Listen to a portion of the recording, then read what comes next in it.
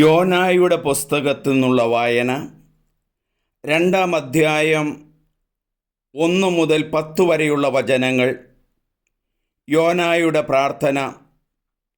മത്സ്യത്തിൻ്റെ ഉദരത്തിൽ വച്ച് യോന തൻ്റെ ദൈവമായ കർത്താവിനോട് പ്രാർത്ഥിച്ചു.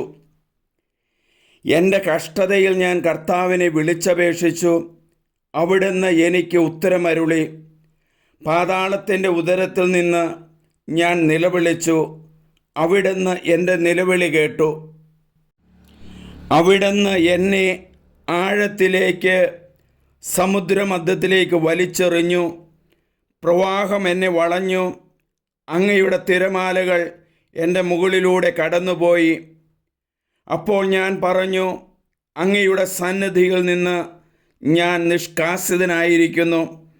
അങ്ങയുടെ വിശുദ്ധ മന്ദിരത്തിലേക്ക് ഇനി ഞാൻ എങ്ങനെ നോക്കും? സമുദ്രം എന്നെ വലയം ചെയ്തിരിക്കുന്നു. ആഴി എന്നെ ചുറ്റിയിരിക്കുന്നു.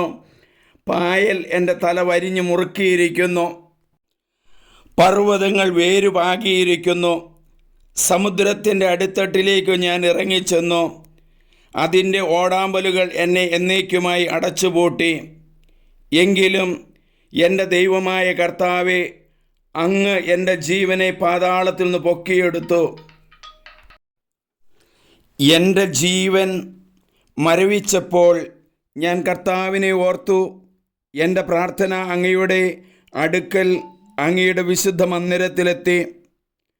വ്യർത്ഥ വിഗ്രഹങ്ങളെ പൂജിക്കുന്നവർ തങ്ങളുടെ വിശ്വസ്തത വെടിയുന്നു.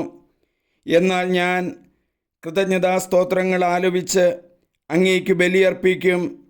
ഞാൻ എൻ്റെ നേർച്ചകൾ നിറവേറ്റും. കർത്താവിൽ നിന്നാണ് എൻ്റെ രക്ഷ. കർത്താവ് മത്സ്യത്തോട് കൽപ്പിച്ചു. അത് യോനായെ കരയിലേക്ക് ഛർദ്ദിച്ചു. സ്നേഹമുള്ളവരെ, വളരെ ശക്തമായ ഒരു വചനത്തോടെയാണ് യോനാ പ്രവാചകൻ്റെ പുസ്തകം 2-ാം അധ്യായം ആരംഭിച്ചത്.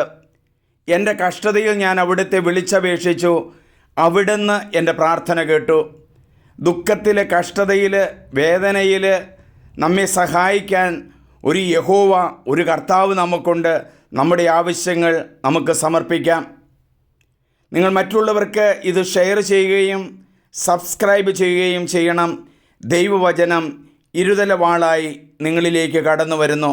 സ്നേഹത്തോടെ, സണ്ണി പുൽപ്പറമ്പിൽ, CMI.